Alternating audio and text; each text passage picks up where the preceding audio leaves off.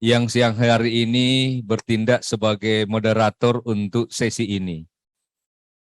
Seluruh peserta yang saya hormati, Assalamualaikum warahmatullahi wabarakatuh. Selamat siang, salam sejahtera untuk kita semua. Shalom, Om Swastiastu, Namo Buddhaya, salam kebajikan, Rahayu. Siang hari ini kita masuk pada sesi kedua yang beberapa saat ke depan saya akan gunakan untuk menyampaikan hal-hal terkait dengan prioritas penggunaan dana desa tahun 2023 dan juga mungkin di akhir paparan ini kita berikan kesempatan untuk manakala ada hal-hal yang ingin ditanyakan secara lebih detail. Bapak dan kalian,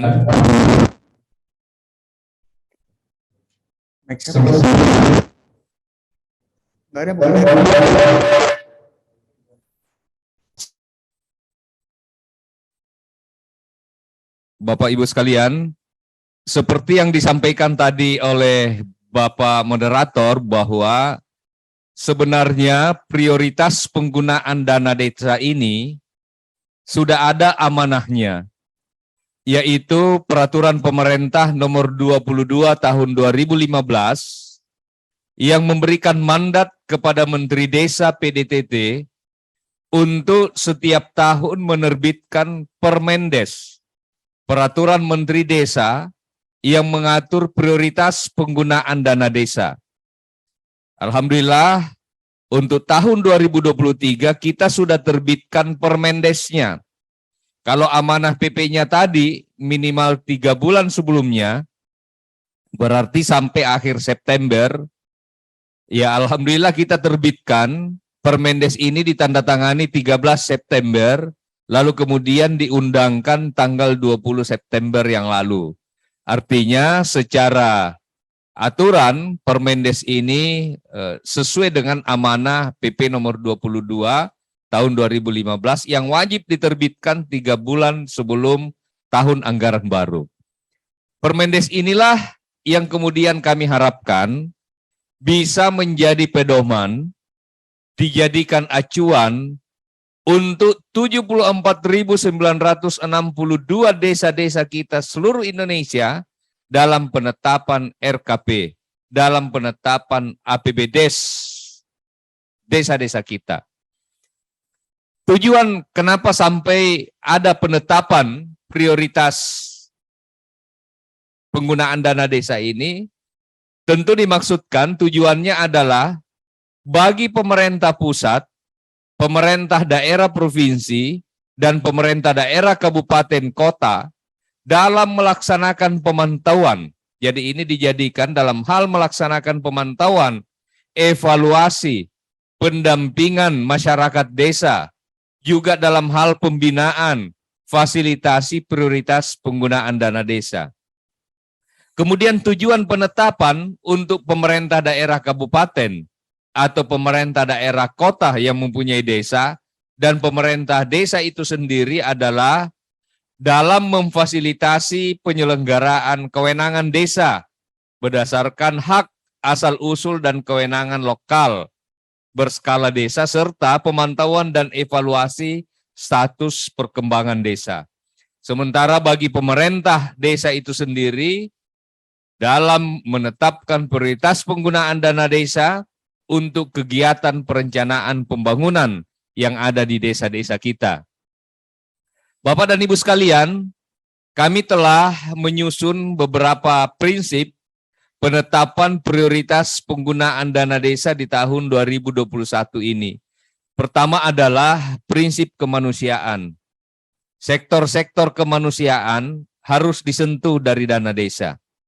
Banyak orang yang kurang mampu dari sisi kemanusiaan harus tersentuh melalui dana desa. Makanya kemanusiaan ini adalah salah satu prinsip yang kami masukkan sebagai penetapan prioritas penggunaan dana desa. Begitupun halnya pada saat penentuan prioritas di level desa, maka prinsip kemanusiaan ini harus menjadi acuan dan pedoman. Kemudian yang kedua, keadilan. Dana desa ini penetapan prioritasnya harus mengacu pada prinsip keadilan.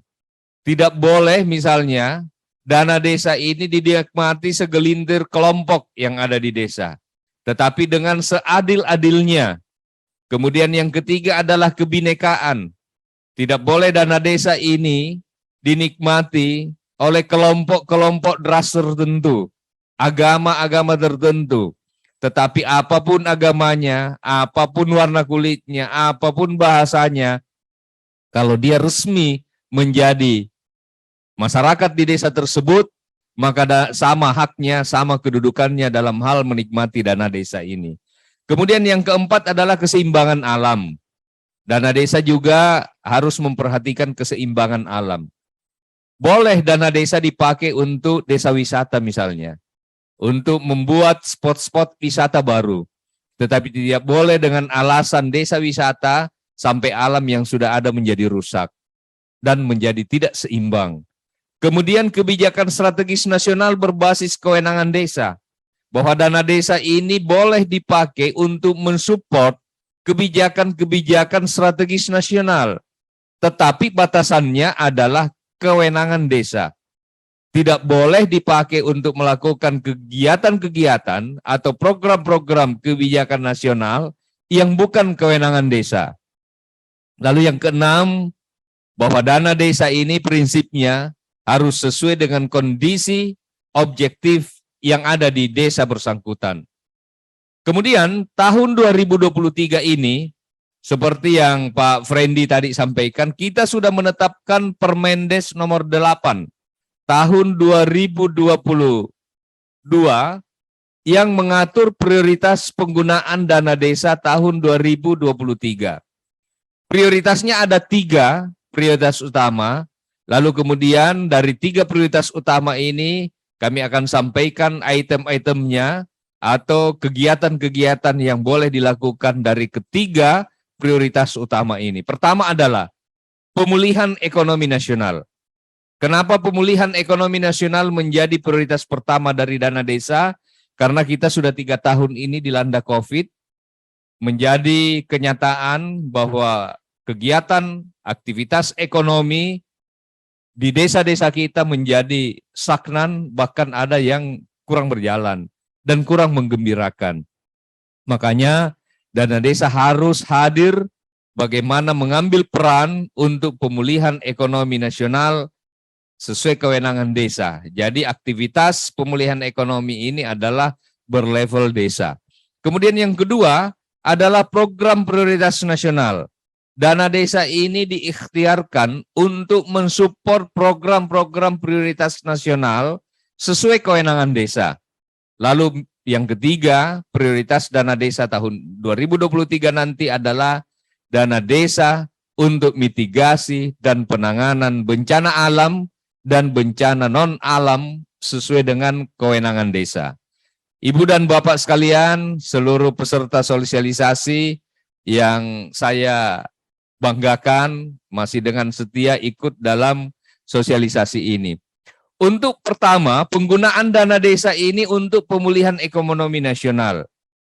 Jadi, pemulihan ekonomi nasional ini bentuk kegiatannya, dana desa ini boleh dipakai untuk pendirian, untuk pengembangan, untuk peningkatan kapasitas pengelolaan BUMDes atau BUMDes bersama. Kemudian boleh dana desa ini untuk pengembangan desa wisata. Kita punya desa 74.962, hampir 75.000. Ternyata 7.200 diantaranya itu adalah desa-desa yang potensial di bidang wisata. Indonesia ini lengkap. Kita adalah nomor 2 di dunia sebagai negara yang punya garis pantai terpanjang setelah Kanada. 99.093 km. Semua ada di Indonesia. Ada sungainya, ada lautnya, ada lembahnya, ada gunungnya, ada hutannya, yang semua itu punya potensi wisata. Sehingga pengembangan desa wisata bagi desa-desa yang potensial di bidang pariwisata boleh memanfaatkan dana desa. Apalagi kemarin saat Bapak Presiden mengumpulkan seluruh kepala daerah, gubernur, bupati, wali kota, dari 4 poin yang menjadi perhatian dan instruksi beliau, salah satunya adalah meminta kita untuk berwisata di dalam negeri. Karena menurut catatan beliau, saat ini banyak warga Indonesia yang doyan wisata keluar, tetapi orang luar belum banyak yang masuk ke Indonesia. Ini adalah tantangan bagi desa-desa kita yang punya destinasi wisata atau potensial di bidang pariwisataan untuk mengembangkan wisata yang ada di desa dengan menggunakan dana desa ini, sehingga dana desa melalui kegiatan-kegiatan pariwisata ini diharapkan bisa kunjungan domestik semakin banyak, uang berputar di desa, kehidupan ekonomi menggeliat di desa, dan bisa menciptakan lapangan kerja di desa-desa kita yang sempat terganggu selama 3 tahun terakhir akibat pandemi COVID ini. Kemudian berikutnya adalah pengembangan usaha ekonomi produktif yang dikelola oleh BUMDes atau BUMDes bersama. Ini masih sama dengan tahun lalu. Bapak dan Ibu sekalian, kemudian prioritas yang kedua dari dana desa ini adalah penggunaan dana desa untuk program prioritas nasional. Apa-apa yang bisa dibiayai atau kegiatan-kegiatan apa sebagai turunan untuk penggunaan dana desa bagi program prioritas nasional ini. Pertama adalah dana desa dipakai untuk perbaikan dan konsolidasi data SDGs desa dan pendataan perkembangan desa melalui indeks desa membangun. Jadi kalau ada data-data SDGs yang masih dianggap butuh perbaikan-perbaikan, butuh konsolidasi-konsolidasi, maka dana desa ini dapat digunakan untuk perbaikan dan konsolidasi data dimaksud. Kemudian yang kedua adalah dana desa untuk ketahanan pangan nabati dan hewani. Jadi masih sama seperti tahun lalu, dana desa ini boleh dipakai untuk ketahanan pangan nabati hewani. Kenapa ketahanan pangan ini menjadi penting dan menjadi prioritas penggunaan dana desa tahun ini, tahun 2023, Bapak dan Ibu sekalian? Kalau kita memperhatikan, semua negara di dunia ini yang punya cadangan pangan, itu sudah mengunci untuk tidak mengirim pangannya keluar. Ini artinya apa? Bahwa ada persoalan serius secara global terhadap pangan. Olehnya itu kita pun harus menyikapi dengan membuat regulasi bagaimana dana desa ini bisa berkontribusi untuk cadangan pangan masyarakat melalui kebijakan ketahanan pangan nabati hewani. Apa jenis ketahanan pangannya tentu disesuaikan dengan karakteristik potensi yang dimiliki oleh desa-desa kita. Kalau dia punya potensi di bidang perikanan, tambak ikan misalnya, jangan mencoba-coba dana desa ini dipakai untuk kegiatan-kegiatan pertanian, karena itu tidak efektif. Begitupun sebaliknya dan seterusnya dengan potensi-potensi yang dimiliki oleh desa kita.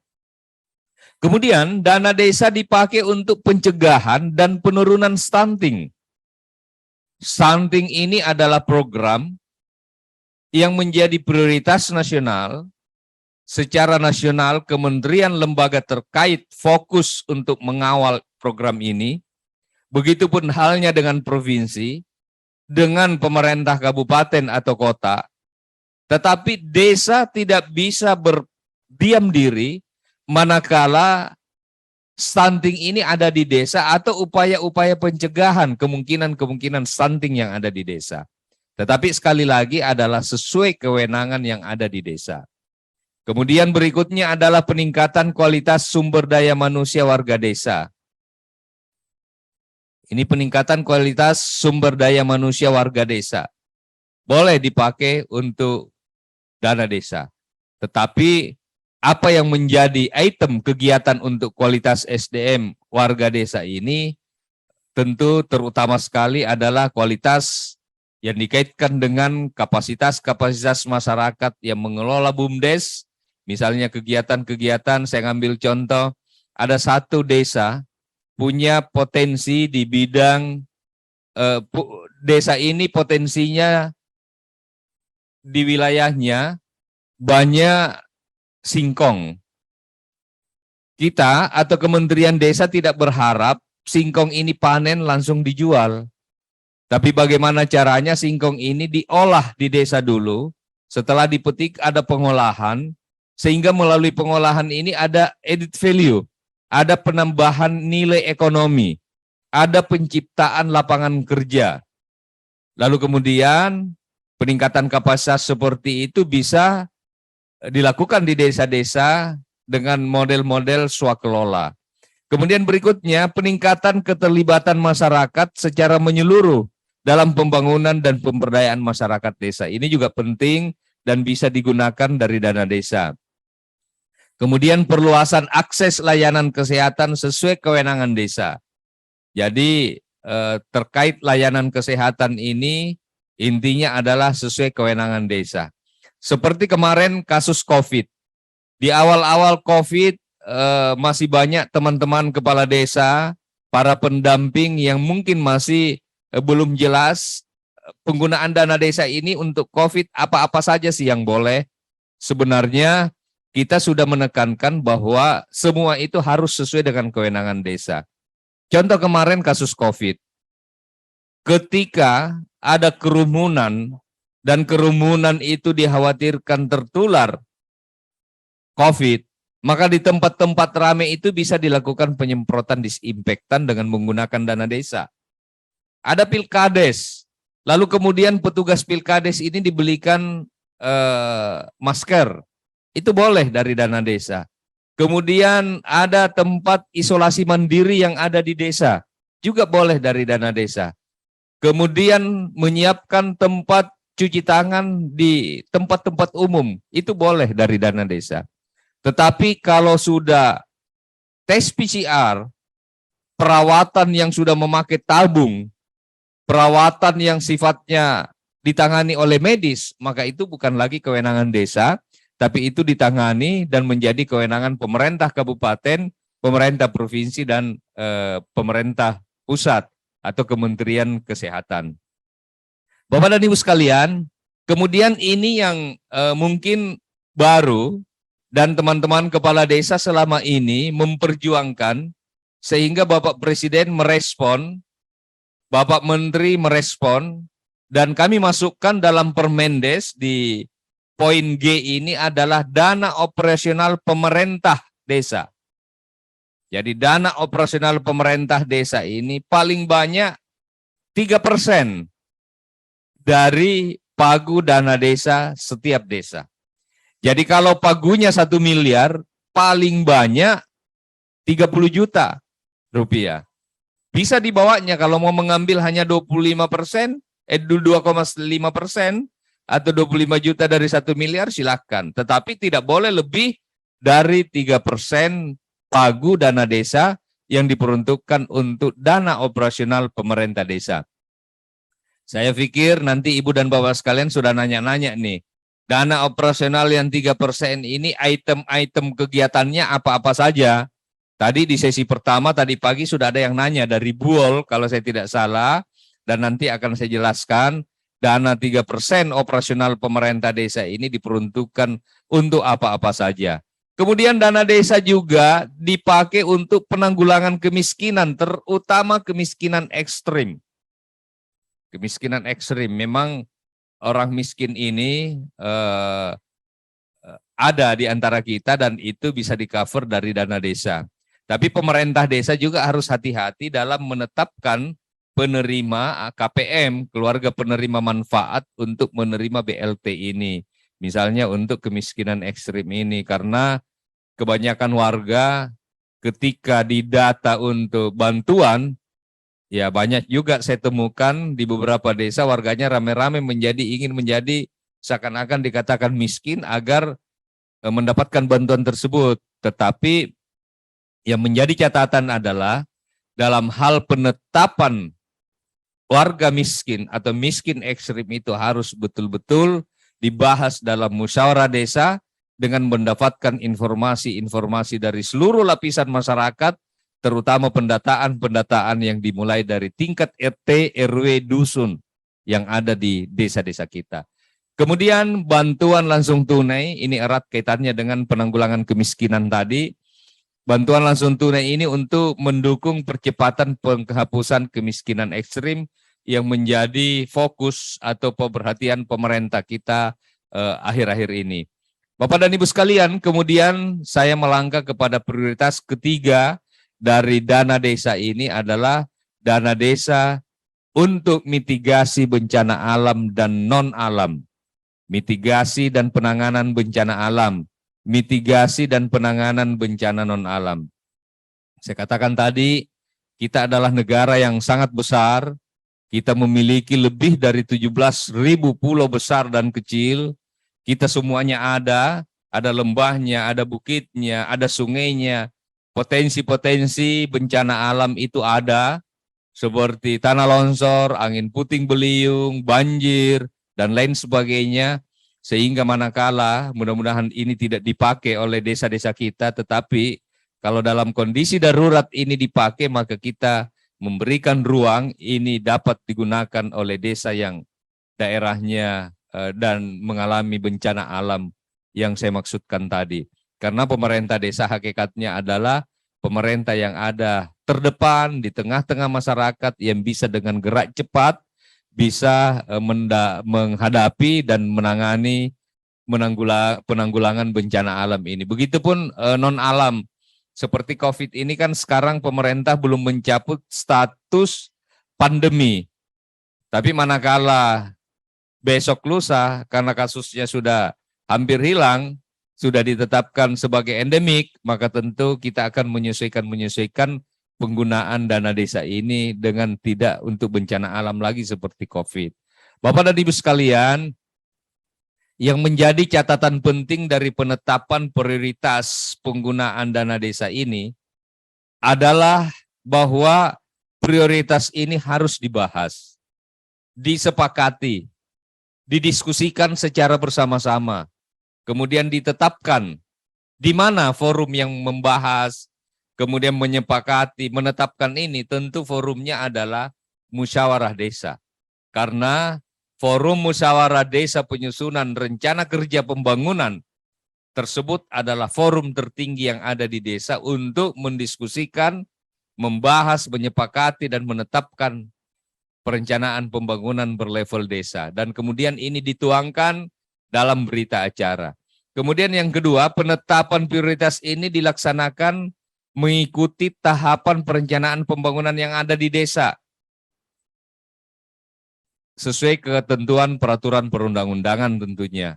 Kemudian prioritas penggunaan dana desa ini dilaksanakan melalui sakelola dengan mendayagunakan sumber daya lokal desa dan diutamakan menggunakan pola padat karya tunai desa. Kenapa padat karya? Karena kalau padat karya ini semua sumber daya adalah sumber daya yang ada di desa. Kemudian pendanaan padat karya tunai desa dialokasikan untuk upah pekerja dengan mendayagunakan sumber daya lokal desa dan diutamakan menggunakan pendanaan padat karya tunai ini dialokasikan untuk upah paling sedikit 50% dari dana kegiatan padat karya. Jadi kalau dananya 1 juta, maka upahnya itu paling sedikit Rp500.000. Gambarannya seperti itu.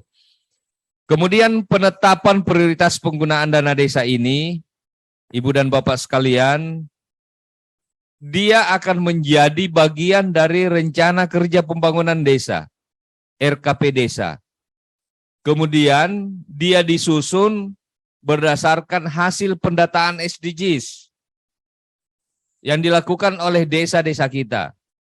Kemudian bisa juga sumbernya dari data yang disediakan oleh kementerian. Misalnya data IDM. Bisa juga dari aspirasi masyarakat.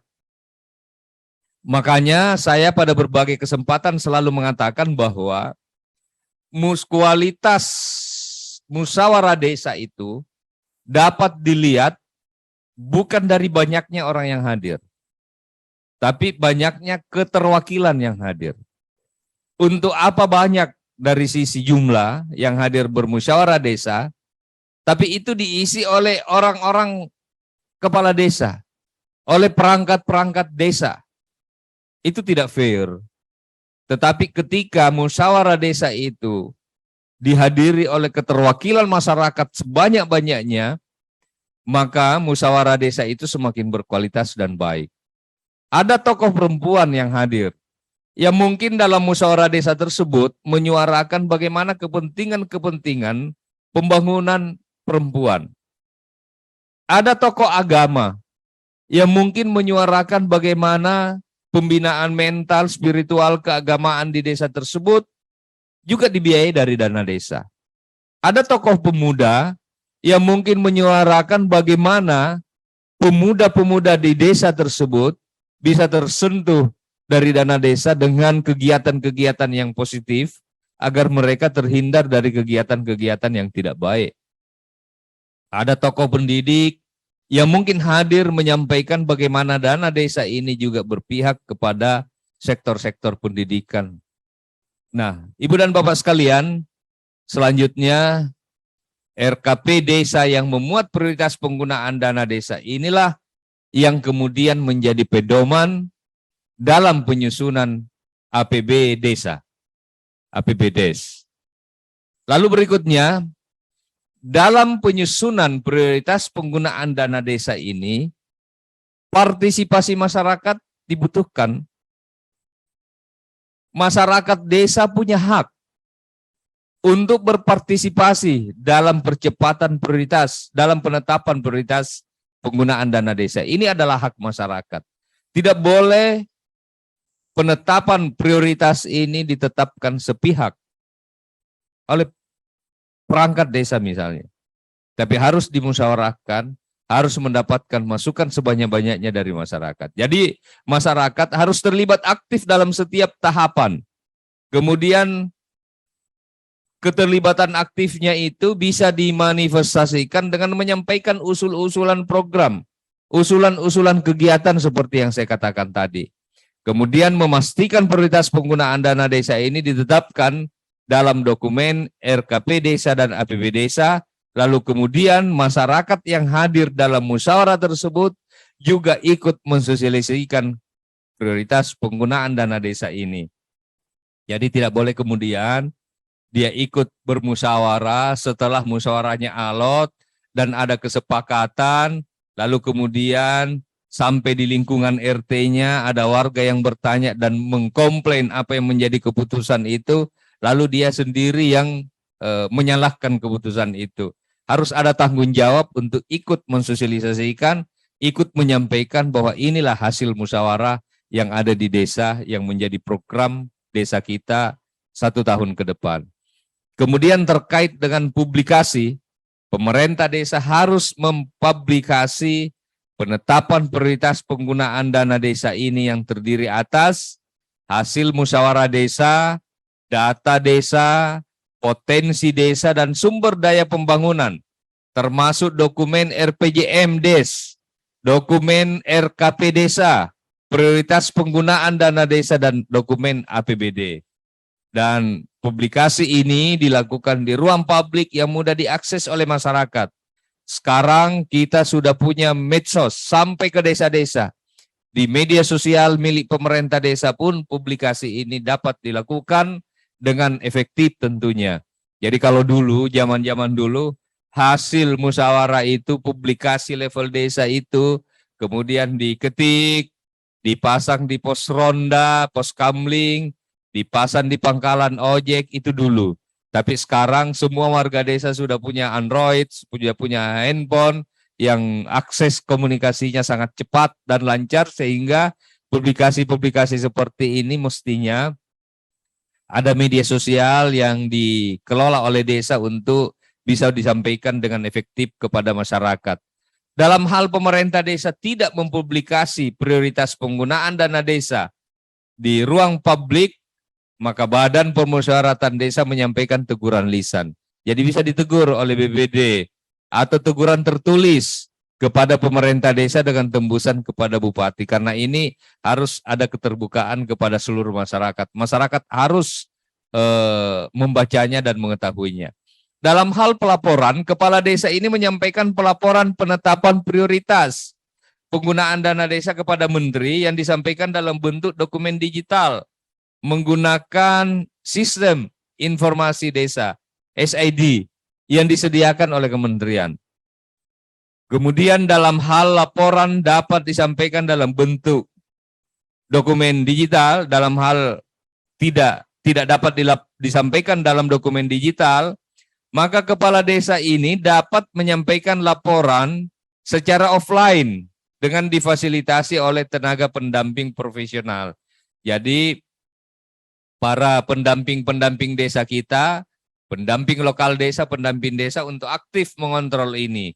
Manakala tidak disampaikan secara online, maka offline-nya seperti pilihan kedua tadi. Kemudian dalam hal pembinaan, Menteri melakukan pembinaan melalui sosialisasi. Jadi termasuk yang kita lakukan hari ini adalah sosialisasi, berarti sudah gugur kewajiban Menteri untuk pembinaan ini. Karena kemarin Pak Menteri sudah press release terkait ini, hari ini kita tindak lanjuti, saya memaparkan ini, maka ini adalah sosialisasi. Kemudian pemantauan, evaluasi prioritas penggunaan dana desa. Kemudian yang kedua, di mana posisi gubernur, bupati, wali kota? Maka bupati, wali kota, gubernur melakukan pembinaan melalui sosialisasi juga, melalui pemantauan dan juga evaluasi prioritas dana desa sesuai dengan kewenangan masing-masing. Lalu yang ketiga adalah pembinaan dapat dibantu oleh perangkat daerah atau tenaga pendamping profesional sesuai dengan ketentuan peraturan perundang-undangan. Nah, ketentuan lain-lainnya, pertama dalam hal terdapat arahan kebijakan pemerintah pusat, prioritas penggunaan dana desa dilaksanakan oleh desa sesuai dengan ketentuan peraturan perundang-undangan.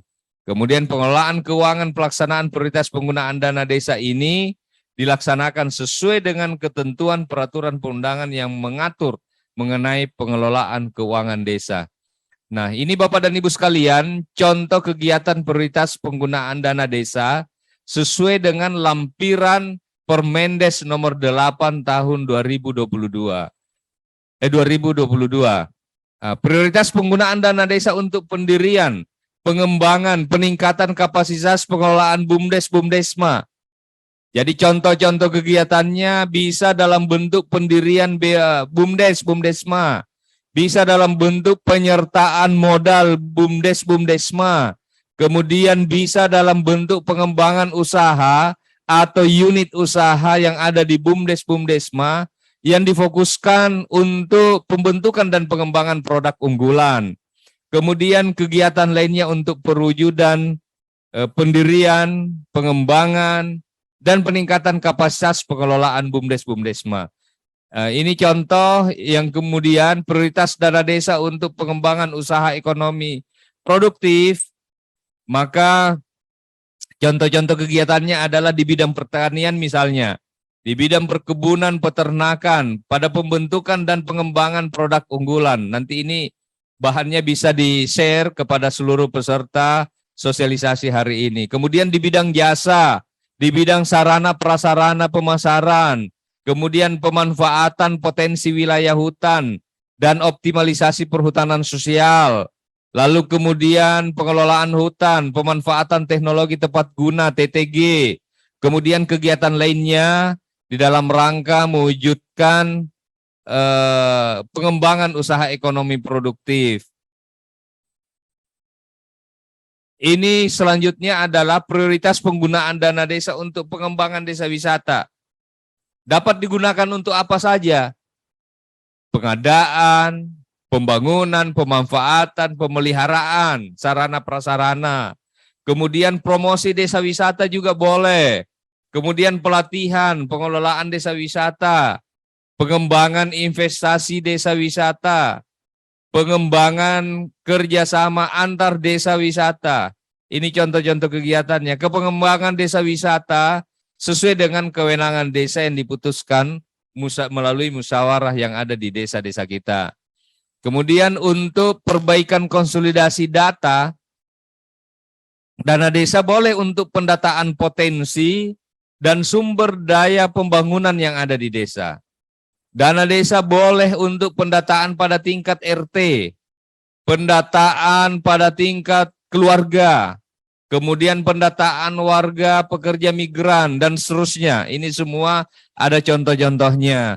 Kemudian berikutnya, untuk ketahanan pangan nabati dan hewani, pengembangan usaha pertanian, usaha-usaha pertumbuhan, jadi pengadaan bibit atau benih, pemanfaatan lahan untuk kebun bibit atau benih, dan seterusnya. Kemudian untuk pembangunan pengolahan lumbung pangan pun ada pembangunan lumbung pangan desa, pembangunan dan pemeliharaan infrastruktur, kemudian pembangunan prasarana pemasaran produk pangan dan lain sebagainya. Sementara untuk pengolahan pasca panen, dana desa ini boleh dipakai untuk pengadaan alat teknologi tepat guna, pengolahan pasca panen, kemudian pelatihan pengolahan hasil panen. Ini contoh-contoh untuk kegiatan ketahanan pangan nabati dan hewani. Kemudian untuk pencegahan penurunan stunting, maka bisa dana desa ini dipakai untuk pelatihan kesehatan ibu dan anak, pemberian makanan tambahan, kemudian pengadaan tikar pertumbuhan, alat ukur tinggi badan dan seterusnya, pendayagunaan lahan pekarangan yang ada yang dimiliki oleh keluarga-keluarga kita, pendidikan tentang pengasuhan anak dan seterusnya. Ini sangat lengkap untuk kegiatan-kegiatan dalam rangka pencegahan dan penurunan stunting. Kemudian untuk peningkatan kualitas sumber daya manusia, ini juga lengkap contoh-contoh kegiatannya. Lalu kemudian untuk peningkatan keterlibatan masyarakat menyeluruh juga ada, mulai dari kegiatan pelayanan dasar untuk kelompok marginal, penguatan nilai agama dan seterusnya. Lalu kemudian untuk optimalisasi pelaksanaan program jaminan kesehatan nasional, mulai dari sosialisasi promosi kebijakan, program jaminan sosial, advokasi, bisa kegiatan optimalisasi, dan seterusnya. Ini ada beberapa contoh untuk penanggulangan penyakit menular dan penyakit lainnya. Jadi bentuk kegiatannya bisa dalam bentuk kampanye, promosi, perilaku bagaimana masyarakat diedukasi untuk hidup sehat, hidup bersih, bagaimana mengkonsumsi gizi yang seimbang di masing-masing rumah tangga, dan seterusnya. Termasuk pencegahan penyakit seperti diare, penyakit menular. Ini semuanya lengkap kami sajikan dalam Permendes ini. Kemudian untuk pencegahan pemberantasan penyalahgunaan peredaran gelap narkotik, kegiatannya bisa dalam bentuk kegiatan keagamaan untuk edukasi dan pencegahan agar masyarakat kita, generasi muda kita terhindar dari narkoba. Jadi bentuk kegiatannya bisa penyuluhan, bisa sosialisasi, dan seterusnya. Bisa juga untuk pagelaran, festival, seni budaya untuk menumbuhkan kreativitas mereka agar mereka bisa melaksanakan aktivitas-aktivitas yang positif. Kemudian untuk pengembangan pelayanan kesehatan bisa dalam bentuk pengadaan, pembangunan, pengembangan, pemeliharaan sarana pondok bersalin desa dan seterusnya, termasuk bantuan operasional untuk akses. Jadi akses bukan honor, layanan para medis. Kemudian untuk operasional pemerintah desa, mungkin ini yang banyak ditunggu-tunggu. Apa? Jadi saya ingin menyampaikan bahwa operasional pemerintah desa ini adalah bukan honor kepala desa. Ini yang harus ditahu dulu.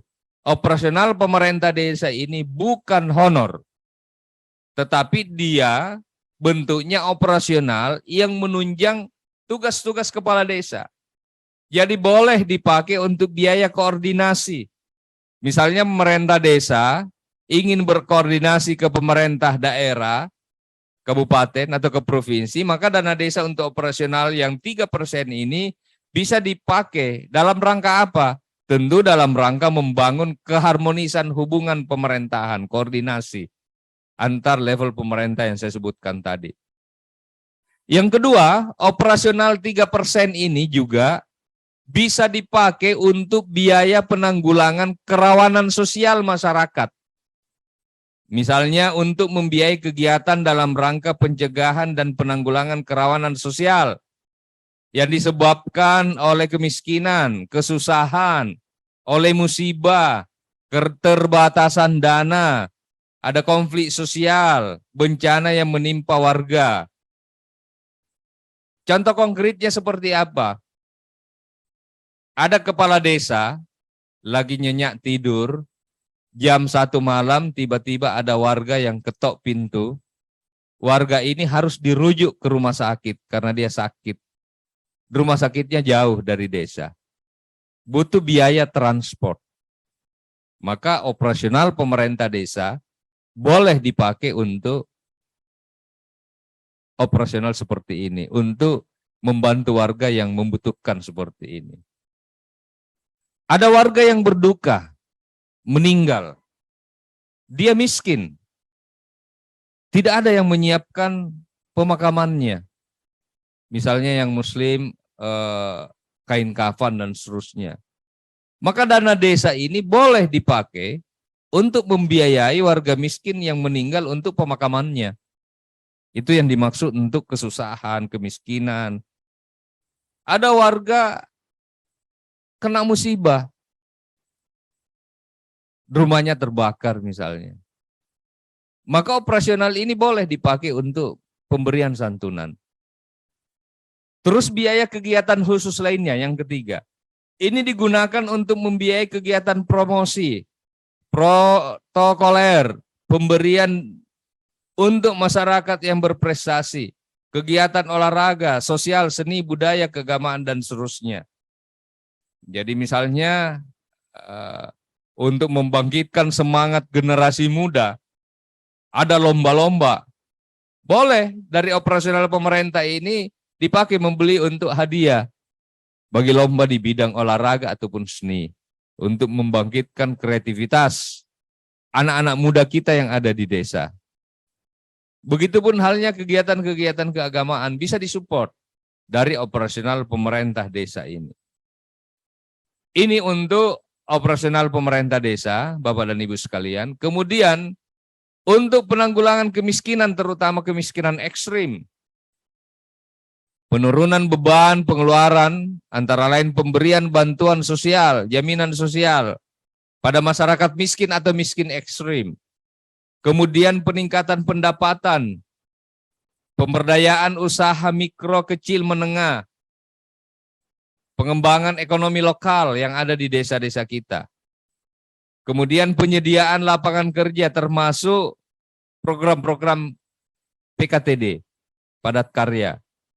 Kemudian meminimalkan wilayah kantong kemiskinan.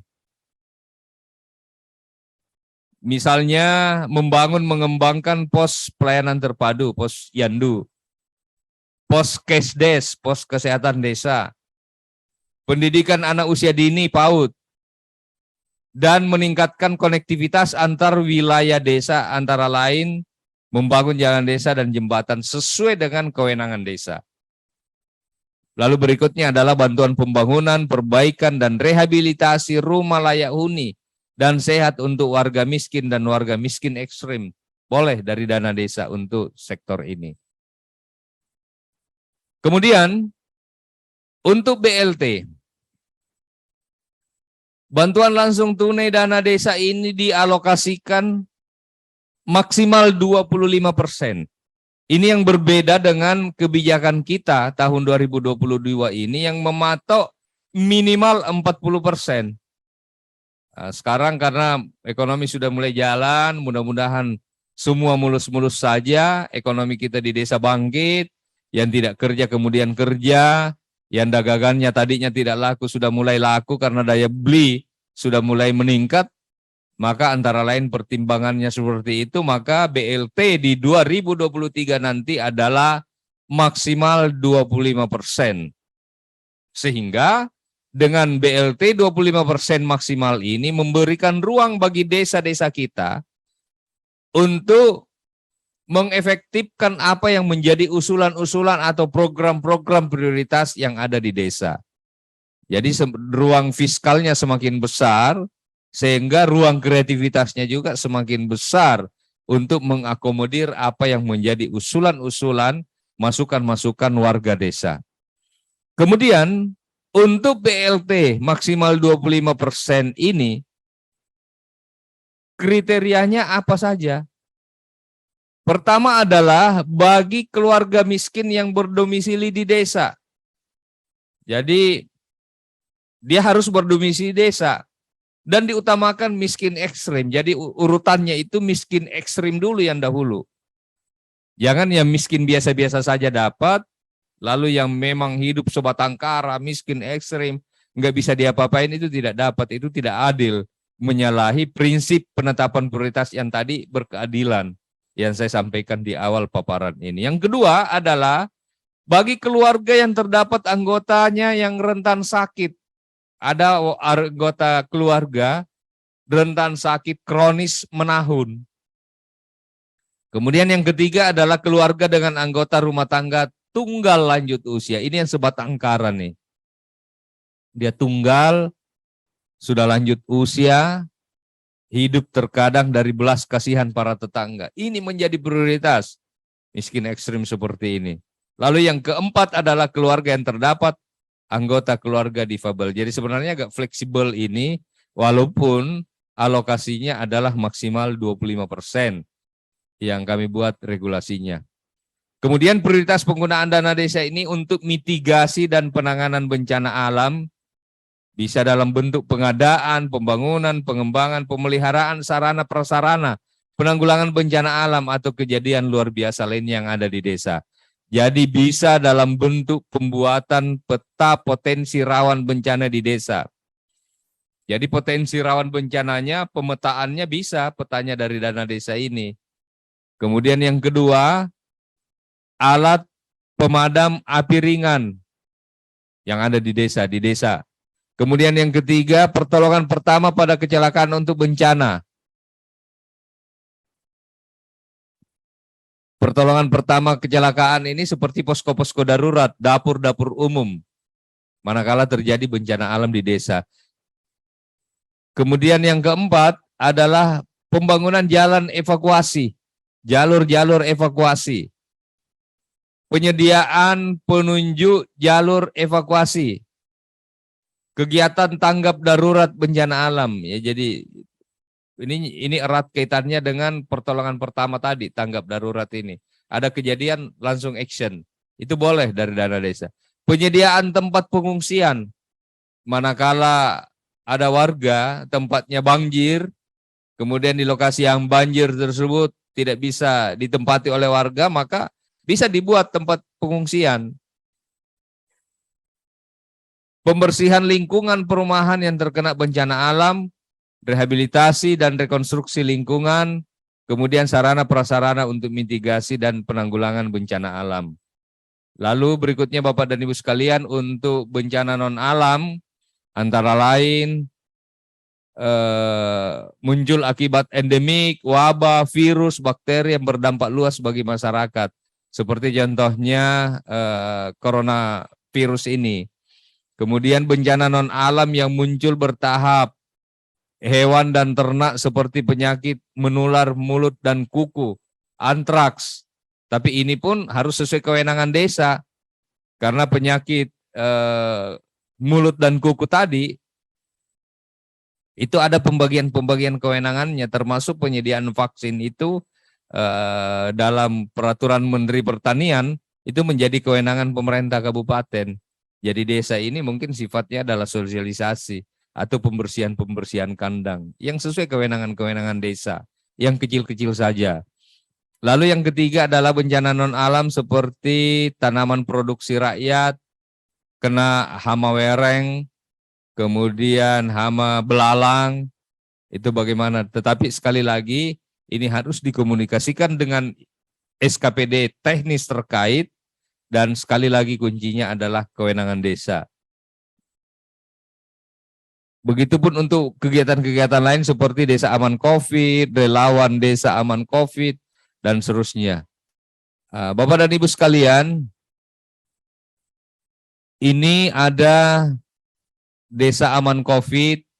Ini contoh-contoh kegiatannya. Saya pikir tidak perlu saya detailkan karena COVID ini kita berdoa mudah-mudahan segera hilang dari negeri ini biar tugas seperti ini kita tidak lakukan lagi. Ini tugas relawannya melakukan